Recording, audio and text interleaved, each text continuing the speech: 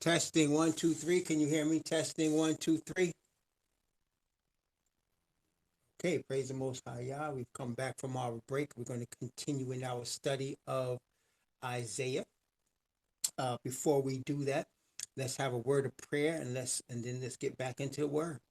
Most High Yahweh, we give you the praise, the honor, and the glory for all you have done and continue to do for us. We deserve none of it.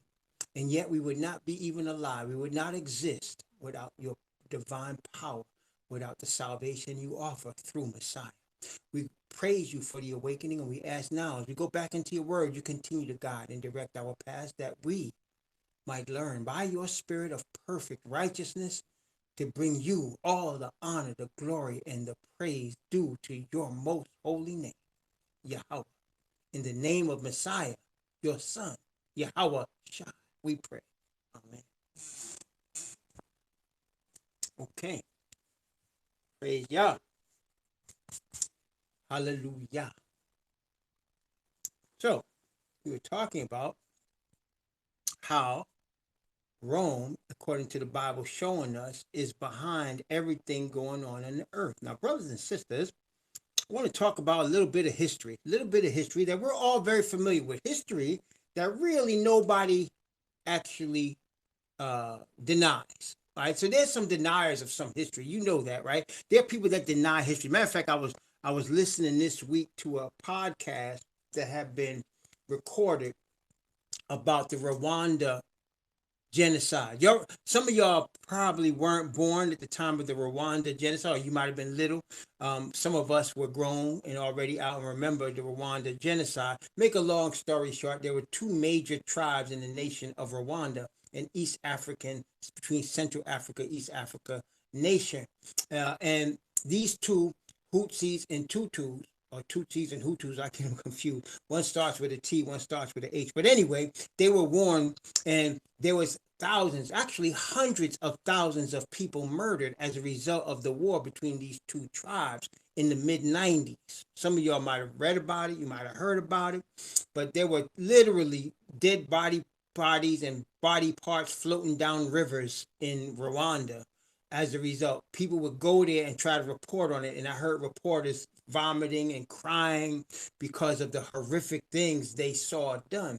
Anyway, this particular week, I was listening to a podcast about that genocide in the 1990s, and let me put it this way. I'm going to put it this way so that nobody can say that I said it. But there's a reporter and an author of a book that did some investigative journalism. That's when a journalist investigates things more closely, goes on the ground to the site, talks to people, gets documents, so on and so forth. And this journalist found out, listen carefully. Can y'all hear me? Testing one, two, three. This journalist found out that the United States was responsible for the genocide. And they made it look like it was a war between two tribes. This journalist found this out. Okay? Something happened to my screen. Something happened here. I don't know what's going on. Okay, anyway. Yeah. So this journalist found out, and why would the United States do something like that? They wanted control of the nation and its resources. That's not unfamiliar to anybody, is it? That's not unfamiliar to anybody. Let's be fair about it. We don't know. The journalist said this is what happened, and we don't really know if the journalist is telling the truth, although she has no reason to lie about it. But we don't know if she's telling the truth or not. But what we do know, what do we know?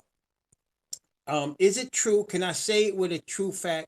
Has the United States government ever lied to its people? Ever? Can I say? Is that something that has happened? Has the United States government lied about things? Yes, it has. Of course, it has. We have too many examples to list, but there's a lot of examples. They have lied to its people, right? Okay, that's true. Yeah. Can we say with any certainty that the United States government has had a hand in overthrowing governments of other countries? Has that ever happened before? Has it happened? Yes, of course it has. Of course it has. It's happened in Chile. It's happened in East African nations. It's happened in West African nations. I'm saying it's happened in West African nations. It's happened in the Middle East. It's happened Many times. So yes, of course they have. So it's not impossible for this to be true, right? It's not impossible. Well, let's talk about some history. Let's talk about some history that most people will not try. Well, the reason I brought up Rwanda this week, the reason I brought that up because somebody tried to stand up and say it didn't happen. That there was no genocide. Somebody tried to stand up and actually say this thing didn't happen. No, this wasn't true. This never happened.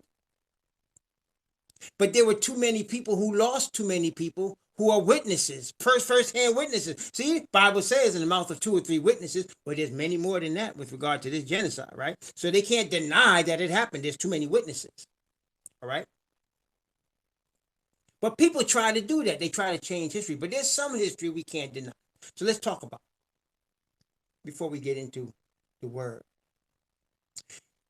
Is it true? Do y'all think it's true that European people came on ships to the shores of what is now called North America? Is that true? Do you think that happened, that they actually came from Europe across the ocean on some ships and they landed in areas of the West that is now called North America and the islands that are now the islands in the Caribbean? They land on these places. Okay. Is it true? Can I say, do you think it's true that they came here and that the natives of that place thought they were coming in peace and they were mistaken? Is that true? That the natives that were already in these lands, the Indians mostly, black people that were already in these lands, when they saw them Caucasians come off them ships filled with disease, but that's another story. When they came off them ships to these lands, they thought they were coming in peace, but they were mistaken. And what can I say? Did it eventually happen? Did it eventually happen that those people that came across the ocean on them ships took over every land they landed on when they supposedly came in peace? Did it happen like that? Yes, it did. They took over Canada, what's now Canada, what's now the United States, what's now Mexico, what's now Puerto Rico, what's now Dominican Republic, what's now Jamaica, what's now Cuba, all these places, correct? Yes, they did that. They always came on ships and came in peace with their people trying to what, quote unquote, discover, right?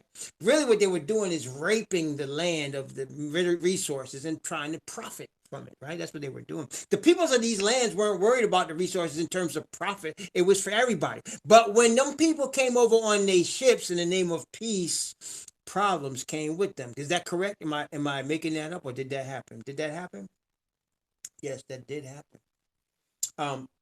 Can we say the same thing about Australia? Were there people of color on this giant continent? It's a continent. Australia is more than just a country, you know. It's a continent. As a matter of fact, they estimate that you could give every family on the entire planet Earth a half acre of land in Australia, and it would fit every family on that continent. You see what I'm saying? So it's a big place. Did they come to that continent on ships, and the natives thinking they came in peace, and they were mistaken? Is that what happened? Yes, I think we can agree. I think we can agree that happened. Did the people come from Holland? I don't know where the Dutch come from. I think the Dutch come from Holland. Did they come down and come on ships to the shores of Africa, and they started coming? They said they was in peace, and they end up taking over the whole South Africa and now claiming it's theirs. Did that happen or didn't it? Did you think that's true? Did they come down? Yeah. See, right. So there's a history of that. Do you know the Bible speaks about that? But before we get into that, it's going to talk to us about it in the book of Isaiah. It's actually going to talk to us about it in the book of Isaiah. You see, brothers and sisters, there's nothing new under the sun, brothers and sisters. Not only that, there's a reason that our Father Yah and his Son Yahweh Shai tell us they're the Alpha and Omega. That's why they tell us that. They're the Alpha and Omega. They tell us that which exists before it even exists. I know that sounds crazy. They talk about things in existence before they even exist, before we even know about. They tell us what's happening beforehand. Praise Yah. So there's a history of people approaching in peace but having war in their heart with greed. But brothers and sisters, let us not forget. Let us not forget. First of all, please remind me, the Christian church, which is really based in Rome, the Christian church, testing, is based in Rome. in the Vatican. All Christianity is based in the Vatican. I'm on to let you know. Now, can you please remind me? The founders, the heathen founders of that institution called the Christian Church. If I had to give you 3 guesses, if I said, do they come from Shem? Do they come from Ham? Or did they come from Japheth? What would you tell me? Where did they come from? The people that started the Christian church in Rome. That's right. They came from Japheth. That's right. The youngest son of Noah. They came from the youngest boy. That boy moved up there into the mountains of the Caucasus Mountains and went up there in what is now Russia and what is now Soviet places and what is now Europe. He moved up in there. They lived in the hills, in caves. That's where you get the cavemen from. Hey, listen, there ain't no cavemen in Africa, is there? I never heard of it. The Bible never speaks of any of the Israelites being cavemen, does it? And yet, we have actually in science books that we are taught in America about cavemen. Did they exist? Of course they did. Where? In Europe. That's where they came from. That's where they came from. Cavemen. That's the history. I'm just giving you the history. But of course, because they discovered things, they say that's where all men came from. But that's not true. Not everybody came from a cave. Just the Europeans. I'm just trying to be honest with you. And so out of the north, the Bible continually shows us, doesn't it? In fact, let's take a look at it. Joel shows us. Jeremiah shows us. Isaiah shows us. They say out of the north, the trouble's coming. Out of the north. Isn't that correct? Let's take a look at Joel. Let's see. Let's start. I'm just trying to figure out where do I want to start. Let's see. In Joel, there's so much here.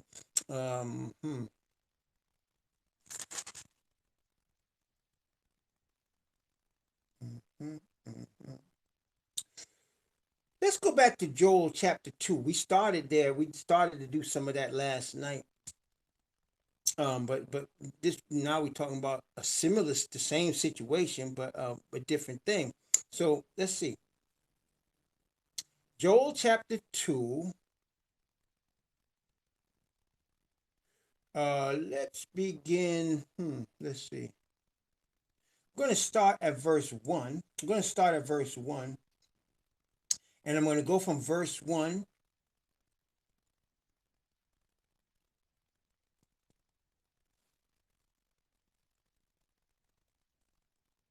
I'm going to go from verse 1 down to verse 13 to start us off. Joel chapter 2. Okay, start. Blow ye the trumpet in Zion, and sound an alarm in my holy mountain. Let all the inhabitants of the land tremble. For the day of Yahweh cometh, for it is nigh at hand.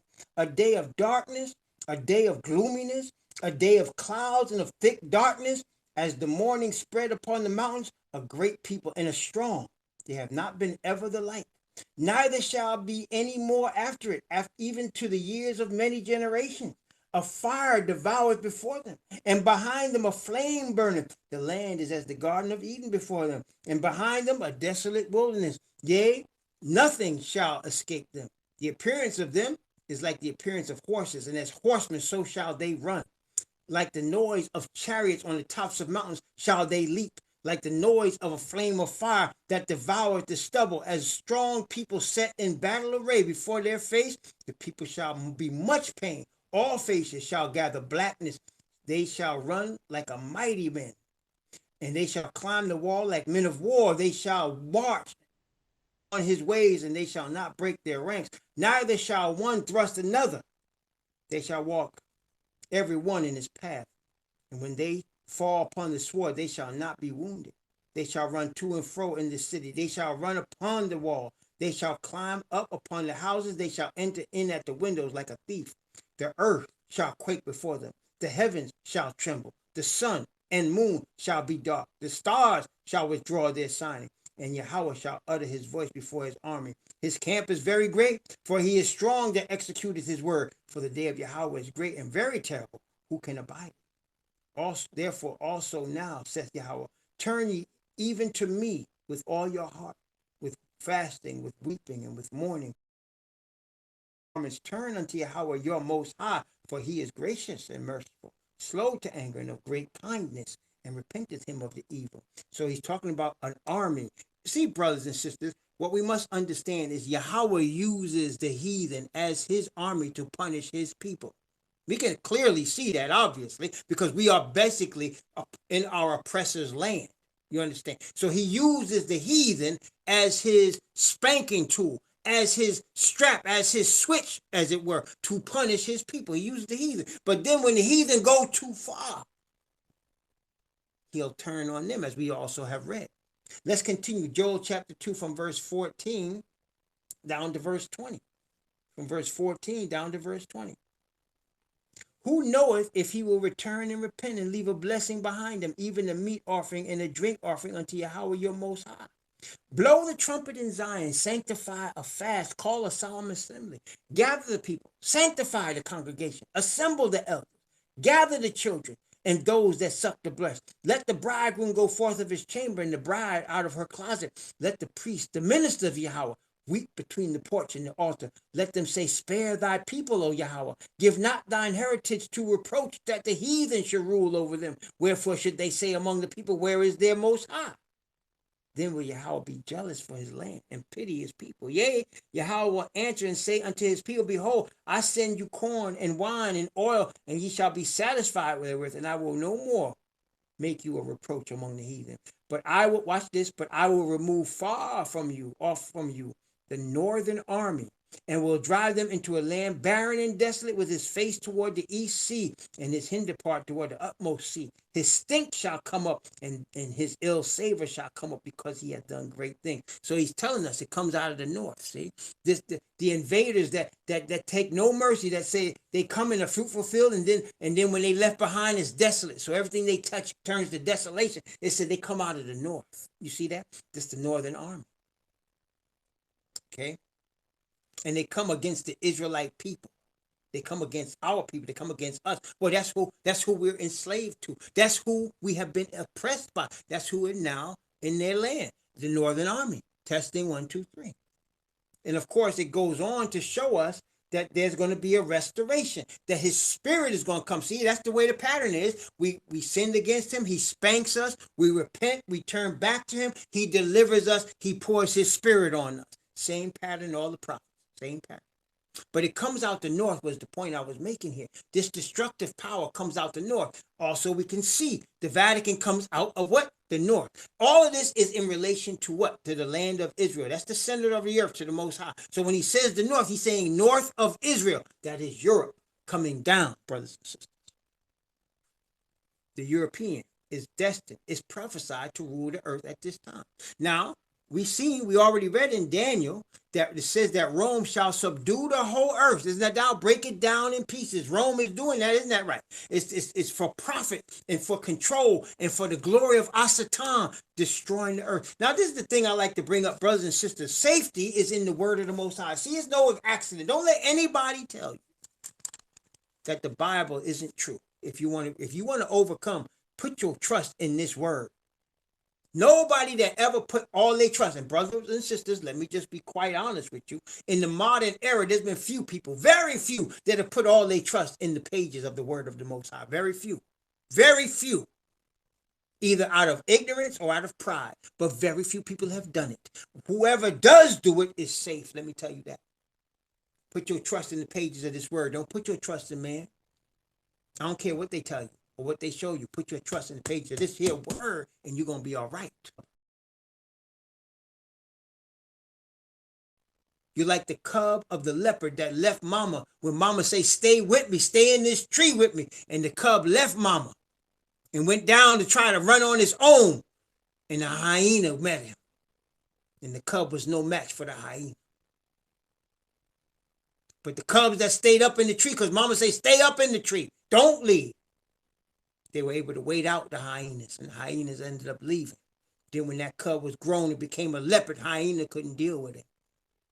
See what I'm saying? Trust in the word. Trust in the word alone. Don't trust in man. You'll be safe trusting in this word. But you will never be safe trusting in man. And don't trust in the things your eyes see by the television. Please don't trust the television. Don't trust the television. Don't trust the news media. Don't trust them. They are 100% of the time lying to you. Let me ask you a question, brothers and sisters.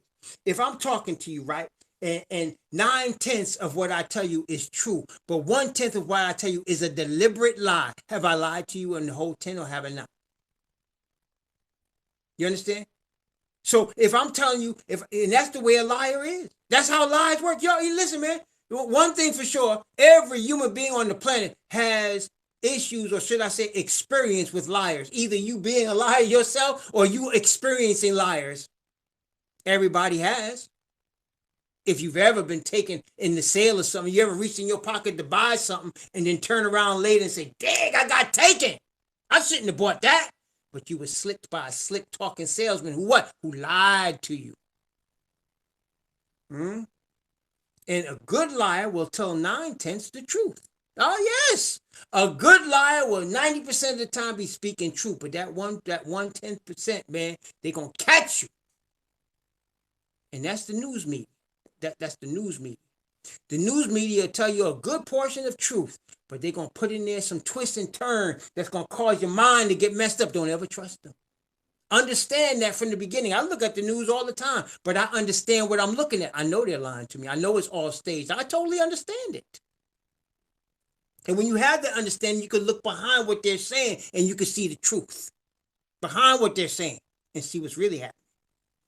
Because the word tells us the truth. Okay? So now, understanding that Rome is behind all of these things we're seeing on the earth. Every person that is in real power. Now, listen to me carefully. When you see people, or should I say, you don't really see people that are really in power, right? Like you've heard of Rockefeller, but how many times have you actually seen Rockefeller? You understand what I'm saying? You heard of people like George Soros, but how many times have you actually seen George Soros? You understand what I'm saying? Very few of these snakes actually come out for you to see them, and yet through their money and power, they're controlling everything. You understand? That's the most powerful people. And what they usually have, right? They usually have frontmen. They call them enforcers. When they want something done, they send the enforcer. You understand what I'm saying? What does that mean? That means they enforce the will of their master. Violently or whatever, but they do it exercising power and authority given to them by the crook. You understand? Yeah, you understand. Even the mafia. See, you borrow money from the mob. I don't care if it's the Russian mob, the Chinese mob, the Italian mob. You borrow money from the mob, you're gonna pay it back plus, right? It's almost like dealing with credit card companies. They're the same thing. They just legal mobsters, but they don't send leg breakers after you. You understand? But you see what happened when they want their money. You don't hear from the person you actually borrowed the money from. You hear from the enforcer. You hear from the enforcer. You understand? And that's how it works all the way up. Well, then, let me explain to you. Satan has an enforcer. It's called Rome. Rome has an enforcer. Who is Rome's enforcer? Let's let the Bible show us, shall we? Who is Rome's enforcer? Let the Bible show us. Revelation chapter 13. Here we are back in Revelation chapter 13. If you get in the picture, Revelation 13 is a very pivotal chapter. Why is it pivotal? Because we're living it. You and I are living Revelation chapter 17 and Revelation chapter 13. We're actually living it. Now 13 is starting off. Let me just cut to we got a whole series on the book of Revelation on the website, rawhebrewremnant.org. Got a whole series on the book of Revelation. You can go study it. Then we're going to come back and do it again. Of course, we do Revelation as often as we will, okay? But Revelation 13 is showing you the Vatican power in its work when it says that they shall share power with the beast for 1 hour. This is what it looks like. It's Revelation 13, verse 1 telling you what it looks like. Verse 1 and 2 telling you what it's looked like. Let's take a look at that. And I stood upon the sand of the sea. Revelation 13, verse 1 and 2. And I stood upon the sand of the sea and saw a beast rise up out of the sea, having 7 heads and 10 horns. And upon his horns 10 crowns. See, he got crowns on the horn. That's telling you they kings. You see that? Only a king wears a crown, you understand? having 10 crowns upon his horn, and upon his head the name of blasphemy. That means against the Most High. The beast which I saw was like unto a leopard, and his feet were as the feet of a bear, and his mouth as the mouth of a lion, and the dragon gave him his power and his seat and great authority. So you have an established entity. The dragon has given it power, seat, and authority. That means it rules, brothers and sisters. The seat is a throne. Testing 1, 2, 3. You catching me? Power, seat, and authority. Okay? And it's made up of several kingdoms that's gathered into one beast, which is controlled by one man, the Catholic Church. And then the rest of this chapter, from verse 3 all the way down, is showing you how it got to the point of verses 1 and 2. That's what it's showing.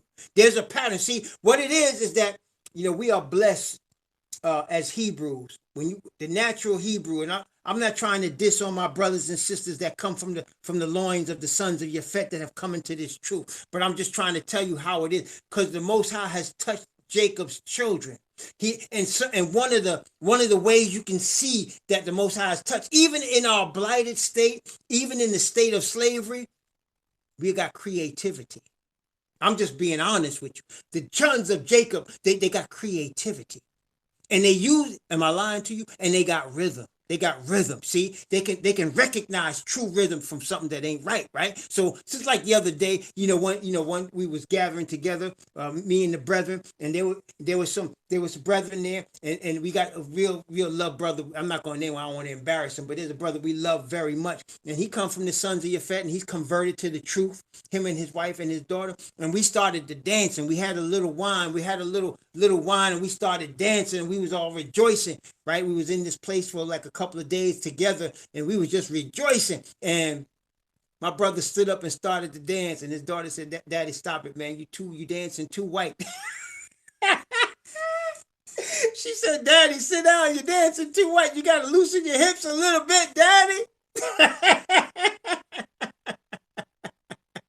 See, brothers and sisters, because he has touched us with that creativity. See, there's certain signs that we were once his chosen people. And one of the signs is that we got this creativity. You could put us in all kinds of situations and we're going to create something. A lot of the things that have been invented in the United States have been created by Hebrews. Of course, Caucasian men say they discovered it. They don't want our names on it, but that's all good. We know we still got it. That's why I tell people, don't let them steal what they want to steal, brothers and sisters. Let them steal it, because there's an unlimited amount of creativity the Most High has given us. It's unlimited. And I always say, you think that's something? There's more where that came from. You understand? Because the Creator gave us that, and we got that rhythm. And so why do I bring that up? Because the book of Revelation is written in a rhythm. And when you understand the rhythm, it helps you understand Revelation. And just like when you look at the prophets, they're written in a rhythm. What do I say that? Because you can see, we talk about, one of the ways we talk about it is how you see the prophet gets shown the same thing in different ways. You understand? It's like almost like he's coming back to a chorus. It's like a refrain. He's coming back, he's showing the prophet this again. Then he comes back, he shows it to him again. There's a rhythm to it. Book of Revelation is the same thing. And so when you look at, like, for example, there's 7 churches, there's 7 seals, there's 7 trumpets. There's a rhythm to it. There's a rhythm to it. Oh yes, Hebrews can author fiction. They could do anything. A Hebrew could do anything. No question. Anything. You never know. You never know. You know what I'm saying? The creativity is what it is. Matter of fact, and listen, does not the devil use our creativity and our rhythm against the world to deceive the world sometimes? Don't they use that stuff we have, and they what they do with it? They cause us to jump up and down and bounce a ball or punch somebody, and then all of a sudden people pay millions of dollars to watch that. And brothers used to do it. See, for example, like professional boxing. Back in the day, brothers could get education, don't mean they could get a job. So what some of them do? Some of them turned to fighting because they knew people would pay to see them fight. And they turned it into an art form. They called it the sweet science. It wasn't the sweet science until the Hebrews started getting involved. When before Jack Johnson, they were just animals. But then all of a sudden Jack Johnson came and it was a sweet science because he turned it into that, because that was the creativity. You understand? That was the creativity and rhythm that they had. And the greatest boxes showed that. All right. And I'm just using that as an example. It's displayed in many ways. Many ways. Writing, sports, education. It's displayed in many ways. The creativity from oppression is always displayed when you look closely at it. All right. So here in the book of Revelation, chapter 13, it starts off showing you the finished product, and the rest of 13 showing you how they got there and how they exercised that power they got in verses 1 and 2. And in chapter 14, let's look at chapter 14 just as an example. It does the same thing. Look at chapter 14 of Revelation, verse 1, 2, and 3. Chapter 14, verse 1, 2, and 3. Watch what it says. Watch this. Starts off like this. And I looked, and lo, a lamb stood on the Mount Zion, and with him 144,000, having his father's name written in their forehead. And I heard a voice from heaven, as the voice of many waters, as the voice of a great thunder. And I heard the voice of harpers harping with their harps. And they sung, as it were, a new song before the throne and before the four beasts and the elders. And no man could learn that song but the 144,000 which were redeemed from the earth. So it's introducing you to the bride and the lamb in the kingdom, because they're on Mount Zion, and the rest of the chapter is showing you how they got there. Chapter 13 is introducing you to the beast and the devil and how they got there, and the rest of the chapter is showing you how they got there. You see the rhythm, brothers and sisters? That's the rhythm. See, that's the rhythm. And when you recognize it, you know, it's like, wow, okay, okay. That's the rhythm. So here in chapter 13, you see the beast. You see how he got his power, seat, and authority from the dragon. Then you're going to see how he got there. Now he has an enforcer. He has an enforcer. The beast has an enforcer. Now remember, as we studied in Daniel, it said these four beasts are four kings, right? Which shall arise out of earth. So you know that a beast is a representative of a political kingdom, brothers and sisters. You understand?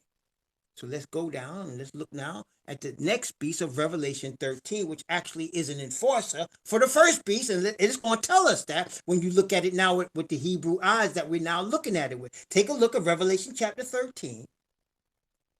And let's start at verse 11. Let's just look at verse 11 and 12 just for the start. That'll give you how this next beast starts. Remember, it starts off with that 7-head, 10-horn, 10-crown beast. And it's going to show you how they got to that power and how they exercised that power. Look at verse 11. And I beheld another beast coming up out of the earth. And he had 2 horns like a lamb, and he spake as a dragon. And he exercises, watch this now, he exercises all the power of the first beast before him, and causes the earth and them which dwell therein to worship the first beast. Now let's stop right here. So this second beast comes after the first one. We've already saw that the dragon gives the first beast power, seat, and authority. Only one entity could have that. So we see that. But then this second one comes up. And it has a certain look about it. But when it opens its mouth, you know where it's coming from. It said, it looked like a lamb, but it spake as a dragon. Do you see that? Testing 1, 2, 3. So in other words, it's deceiving people. It's deceiving people. It makes it look like an innocent lamb, like Messiah. But it's not. It's almost like white Jesus doesn't really exist, but people think he's nice. He's sweet. He loves everybody. Look, 2 horns like a lamb. But when he opened his mouth, you don't hear a lamb's voice. You hear a dragon. Then it goes on to say, look at this very carefully now. This dragon, this beast that's controlled by a dragon, exercises all the power of the first beast before him. Now, when you go ahead, look up in the Greek, when you get a chance, the word before, it means in whose sight. In other words, he exercises all the piece of the first beast that's in charge of him, that's supervising him. It's not like just that beast was in an entity that existed before this beast, which it is, but it's telling you not only did it exist before, but it's supervising the second beast. You understand? Testing 1, 2, see? So it's supervised. He exercises all the power of the first beast that's supervising him. And how do you know that? The second part of the verse.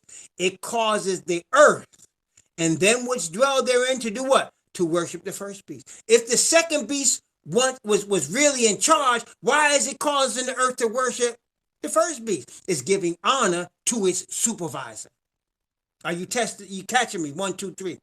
It's giving honor to its supervisor. And it's telling you about this second beast that its power extends over all the earth. Because it said it causes the earth. It didn't say it causes one nation. It didn't say it causes one people. It said it causes the earth and them which dwell therein. To do what? To worship.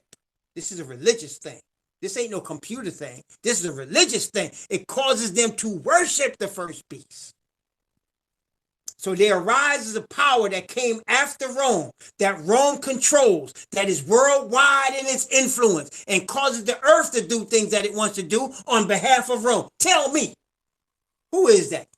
What power existed after Rome?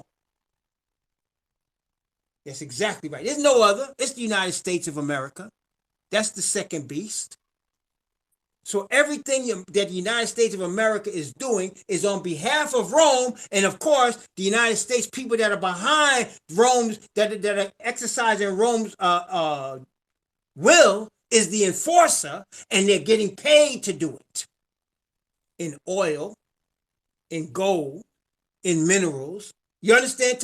So when the United States goes into a place, you can know right now they're not going in there for nothing. Either they'll say like this, they'll say it's for the interest, it's our interest, our national interest. What does that mean? That means that you got some oil that we want, Venezuela. Hear me? Venezuela. You got some oil that we want, Iran, Iraq. You got some oil that we want. Or you got some gold that we want, Ghana, Rwanda. You got some gold that we want. Or you got some minerals that we need, Chile, copper. Or you got some diamonds that we want, South Africa. Yeah, see? There's something they want that they're going to take. And how do they show up? Well, they used to just show up on ships and come with smiles on their faces. Now they show up in planes. And if you don't want to hear them, they got other planes that drop bombs. That's what when the Bible talks about that he performs miracles causing fire to come out of the sky in the sight of men. That's your bombs right there. That's your bombs right there. That's the miracles it's talking about. Not all miracles are good things, brothers and sisters. Not all miracles are good. So back at the time of the Bible, probably, maybe before the flood, or even like at the ancient times, there were people that were flying planes, and we don't know because they found stuff that looks like airports in ancient Egyptian archaeology. They found stuff like that in Ethiopia and Egypt. They found it. But in the last days, people are flying in air. You ever watch a plane fly? It's just amazing just to watch. You ever see a big old plane just fly? I live near an airport, and every day I'm still amazed. Every day I see planes and these big, giant, thousands of tons of metal and steel just floating through the air like a bird. That's a miracle right there, isn't it? And they could drop out the sky bombs that can destroy, utterly annihilate entire cities. You understand? So this is what it's talking about. It causes fire to come down out of heaven. It deceives the earth by the means of those miracles. So it talks like a lamb. It looks like it's coming in peace, but the dragon's power is behind it.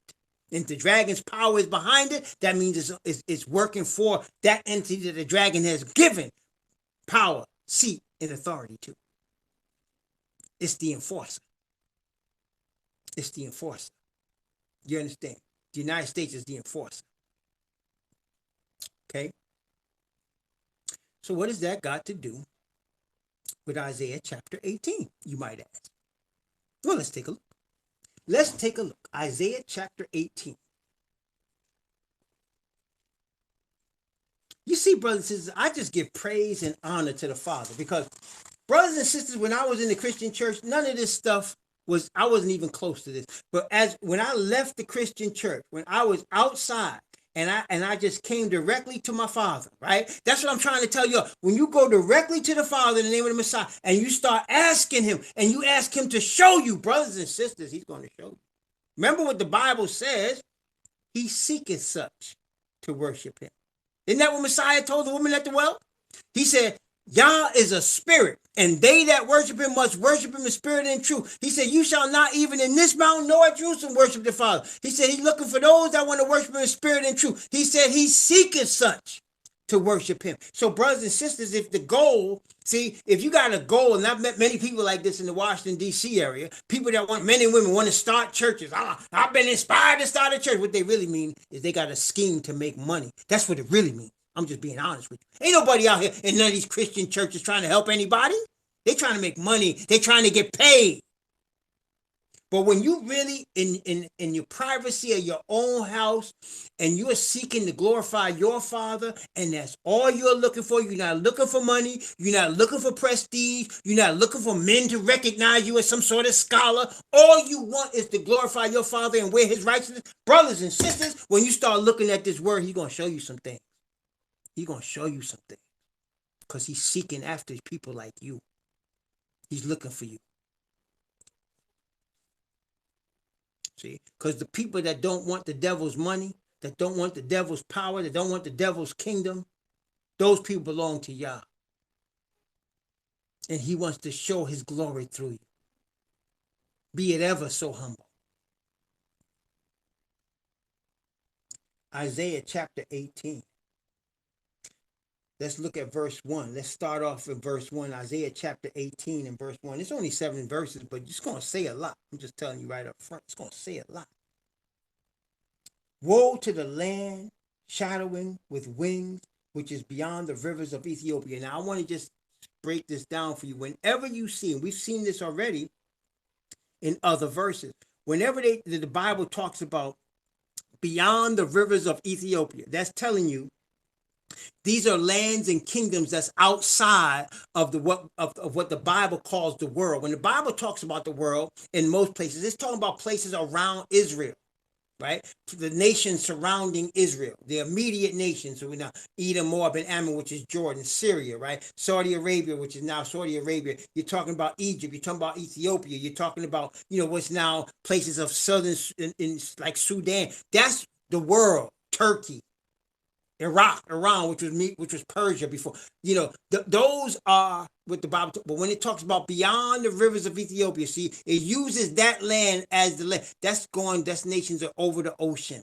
That's talking about places beyond Africa. That's talking about what we know today as the West. You catching me? Testing 1, 2, 3. That's talking about what we know today as the West. Because when you're going beyond Ethiopia, you're going west. Right, so the people of ancient lands like China and people of ancient lands and like Ethiopia and Greece, when they talk about the United States and the people that lead the United States, what they'll say the leaders of the West, right? They'll say those of the West. When you read books about geopolitical operations, they talk about the West, and then they'll separate it. It'll be the West, it'll be the Far East, it'll be Europe, right? You talk about the West. That's going in. So when he's talking about woe to the land showering with wings, which is beyond the rivers of Egypt, it's talking about what we talk about now, the United States and the Europeans that have taken over those lands. How do we know that? Well, let's look at verse 2. Let's look at verse 2. What does verse 2 say? Isaiah chapter 18, verse 2. Notice what it says. That sendeth ambassadors by the sea. Ooh, who's that? That sendeth ambassadors by the sea, even in vessels of bulrushes upon the water, saying, Go ye swift messengers to a nation scattered and peeled, to a people terrible from their beginning. Hitherto a nation meted out and trodden down, whose land the rivers have spoiled. Wait, who sendeth ambassadors by sea? Who did that? We've already been talking about that. The Europeans have been coming by sea for centuries. Now they don't have to because we got planes. They can come by planes now. But before that, they were coming by sea, messengers, ambassadors. Ambassadors generally come with peace. But we already done discussed history, and history has told us they came, and the people that saw them coming thought they were coming in peace, but they weren't coming in peace, were they? Let's continue. Isaiah 18. Verse 3 and 4. All ye inhabitants of the world and dwellers on the earth, see ye, when he lifted up an ensign on the mountains, and when he bloweth a trumpet, hear ye. For so Yahweh said unto me, I will take my rest, and I will consider in my dwelling place like a clear heat upon the earth, like a cloud of dew in the heat of harvest. What does that mean? So, brothers and sisters, right now, I mean, for the last, let's say, many centuries, at least 1,000 years, it almost appears that the Most High is not doing anything to some people. I mean, the wicked say, Yah will not do good, neither will he do evil, because they don't see all these people that's deceiving the earth. They don't believe in any Most High. They believe they're the Most High. That's why, isn't that what Satan teaches them? You can be God. So these nations, these governments, the people that lead the United States, they might say they actually praising Jesus. That could tell you right there Christianity's fake. Whenever they leading them, they talk. Come on now, them is the biggest hypocrite you ever seen in your life. So they pushing that garbage to what, well, I think it was Nietzsche that said it's the opiate of the masses to try to control your mind. They really all bow to Rome. Okay. And they come, and it almost seems like the Most High is not doing anything. But let me ask you. Here's a test. Here's a test question, quiz question. Here you go. What is the Most High doing right now? Is he just sitting around looking? What's he doing right now? What's up? What's up with him? I mean, what's he doing up there? That's exactly right. Right now, the Most High is busy. He's busy guiding and directing and sealing his people in preparation for what's coming. He's putting all of his operations are for the 144,000 and those that are with them right now. That's all of his operations. He's saying, these are my people that's going to represent me as I'm getting ready to turn this whole thing upside down. I need my people to represent me on the earth. Because brothers and sisters, when he come to take over the earth, is to deliver his people. Isn't that what happened in Egypt? When he sent Moses down, it wasn't so that Egypt would just be destroyed. What was the purpose of Moses? Moses came to deliver Yah's chosen people. Right? Exactly. It was to deliver Yah's chosen people. So now, just so, Yah has a chosen people on the earth. Only this time, we're not limited to being captives in Egypt. We're being captives in every nation, kindred, tongue, and people. That's what the Bible says. We in every nation, kindred, tongue, and people. We are scattered all over the earth. And because of that, he's going to come deliver us. So what he's going to do, he's going to send Moses. This time, Moses is not just one man, though. This time, Moses is the 144,000. This time, it's not just 12 apostles. This time, it's not just one prophet. It's the 144,000. The most powerful group that would ever exist on planet Earth is the 144,000. See, it's the 144,000. It's his chosen people from the 12 tribes of his chosen nation. The children of his chosen friend, Abraham. You're catching that? And so he's preparing them in the midst of their enemies' lands. So you have to understand, he's not preparing them in his land because they're not in his land. So he's got to prepare his chosen people in the midst of their enemies' land. So why? So that shows you right there, it's got to be on what we call this. Listen to carefully. Can you hear me? Testing 1, 2, 3. I'm about to say a little term that y'all understand, but some of y'all may not understand. He has to do it like this on the DL. You know what I'm saying when I say that? He has to prepare his people, to prepare them in his enemies' lands on the DL. What am I talking about? That's right, on the down low. In other words, it's not going to be seen by everybody. It's not going to be seen by everybody. They're going to appear to be no threat to anybody. And they're not really, because they're just people. But they're being prepared because you cannot see the Father's Spirit. You can't see it. But it's coming on his chosen people. And it's strengthening them. And the day's going to come when his chosen people, listen now, his chosen people going to raise the dead. His chosen people going to heal. His chosen people going to cast out devils. His chosen people, these people that are on the DL being prepared, they're going to walk on water. He's preparing them. All of his energies are not in what's happening on 9/11, not what's happening in Syria. All of his energies is not, they don't care what's going on in the Pentagon. That's the business of the sons of Yefet. That's the devil's business. They ain't got to worry about that. But his business is with his people, the apple of his eye. He's preparing them. And they're all scattered. They're in their enemy's land right now. So he's on the DL. He got them getting into the book. He got them getting in prayer. He got them getting his spirit in the privacy of their prayer closet. Right? He said, don't be like the hypocrites. Everybody can see what you're doing. He said, go into your closet and pray to your Father. And the Father that seeth in secret shall reward you openly. Isn't that what he said? That Messiah's instruction. He said, go to yourself, go in yourself. It ain't got to be broadcast. Go to your Father. Let him show you his word. Let him show you. And he's raising up the teachers like he said he would do. I'm going to raise up shepherds who's going to teach you my word. He said that in Jeremiah chapter 23. I'm raising up shepherds going to teach you my word. They're going to be different than the pastors that's been destroying you. I'm going to raise up shepherds going to teach you my word. It's already doing it. It's already started. Look at YouTube. Watch the brothers out there. The brothers are now raising up. And even the ones not on YouTube, there's people raising up that we don't even know. He's teaching them. He's preparing them. See? So it seems like he's taking his rest. That's what it seems like. Isaiah 18:4, he's taking his rest. He said, I'm going to take my rest. But what he's really doing, he's not, the earth don't see that. All that means is the world don't see him. But the 144,000 see him. And before we continue, I want to give you this verse right here. This is where this verse come in. Daniel chapter 12. Daniel chapter 12. We're going to come right back to Isaiah. Daniel chapter 12, verse 10. Daniel chapter 12, verse 10. Notice what it says. Daniel chapter 12, verse 10. We're going to come right back to Isaiah. Daniel chapter 12, verse 10. Notice what it says. It says, many shall be purified. That's what we're doing right now, getting purified. And made white, and that's not in skin color. And tried. But the wicked shall do wickedly. And none of the wicked shall understand. But the wise shall understand. See that? The people that are seeking after Yah, the people that are seeking to glorify the Father, the people that are seeking Messiah to receive the Spirit of the Father, they'll understand. The wicked going to continue to do wicked, but we're being purified and made white. And you remember the fine linen is what? Remember that? He said, I saw the bride dressed in fine linen, clean and white. What is that? The fine linen is the righteousness of saints. That's what he's sealing our foreheads with. And we're going to see his face. Praise the Most High.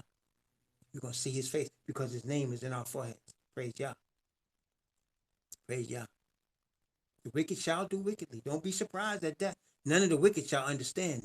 See, those seeking after these reverends and these pastors and these fools and these churches, they're not going to understand. They're going to be told they understand, but they're never not going to understand. You can't understand unless you come to the Hebrews. Because the Israelites are given the truth. He said, I have not revealed it to any other people. We saw that. He says it in the word. I have not revealed it to any other people. My saints is who I reveal it to. The Israelite people, the scattered people. I've not revealed it to nobody else. You see, I'm not trying to down people. I'm just telling you what the word said. He said in the word, people don't believe you, right? But so I just want to give somebody a witness real quick. There's a lot of witnesses. I'm going to give you a witness real quick. This is Psalm 147. Psalm 147. Let me give you this witness real quick. Psalm 147. Psalm 147.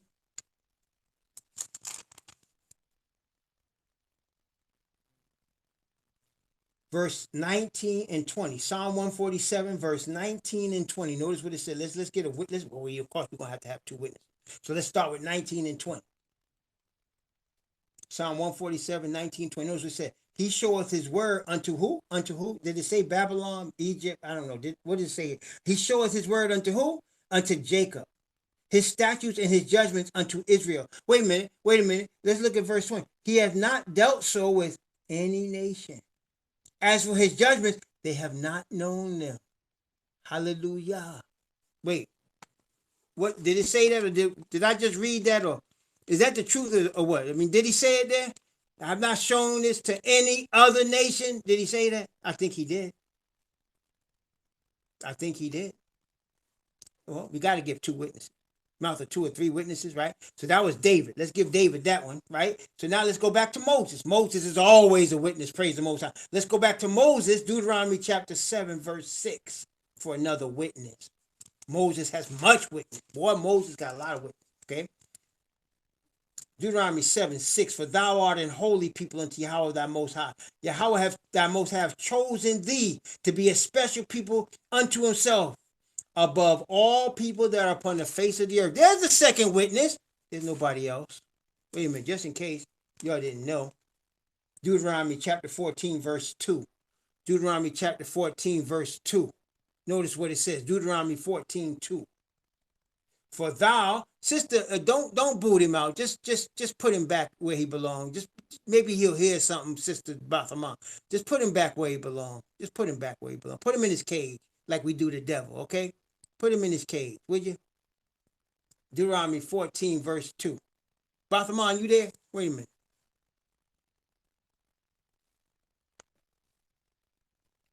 I did it. Never mind.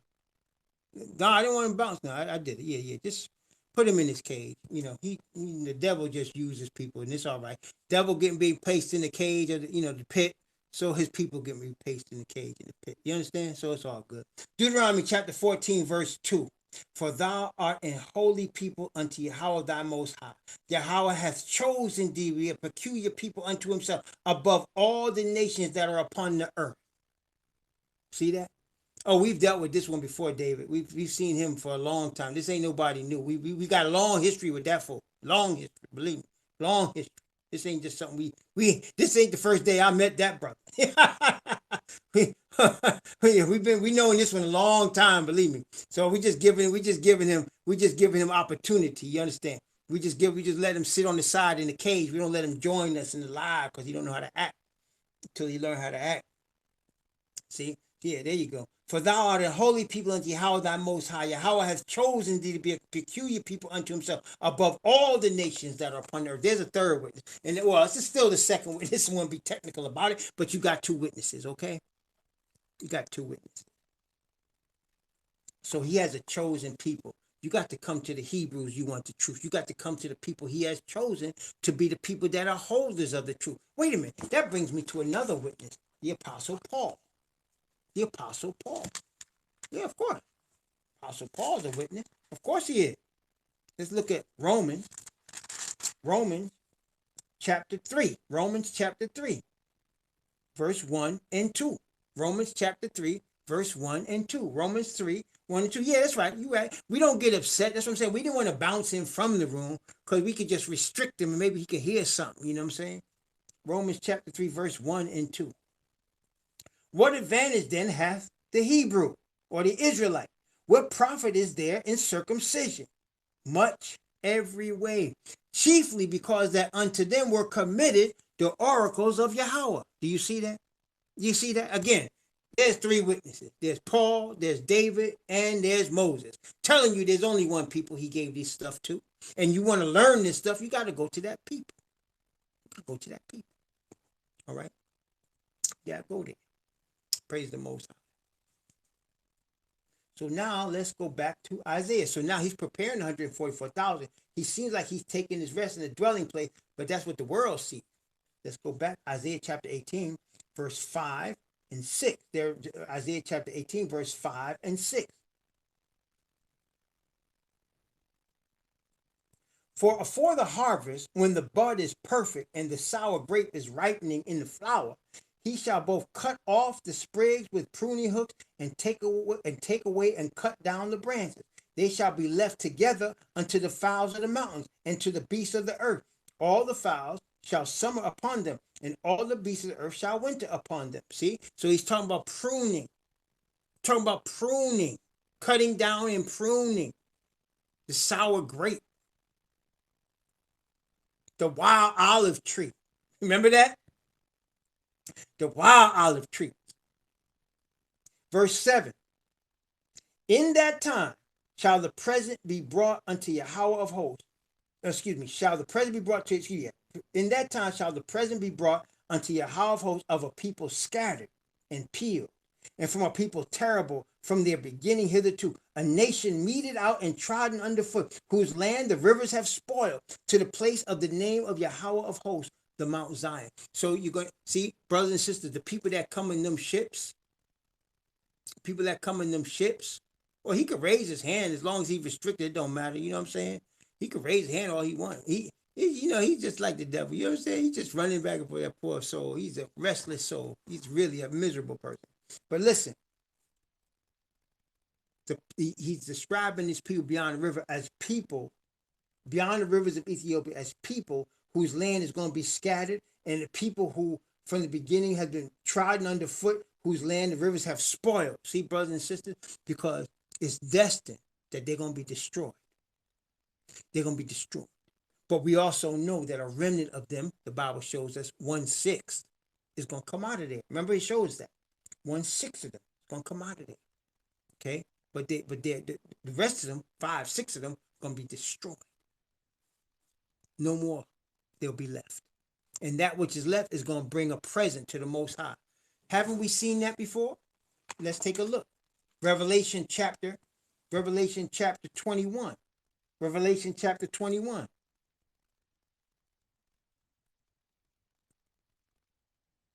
That's Revelation chapter 21. Let's look at from verse, let's see, from verse 24 down to verse 27. They're going to bring presents. Who's bringing presents? Take a look. Those that have been redeemed from among the heathen. Those have been redeemed from among the heathen. They're going to bring presents. Notice again, and the nations of them which are saved, that's the heathen.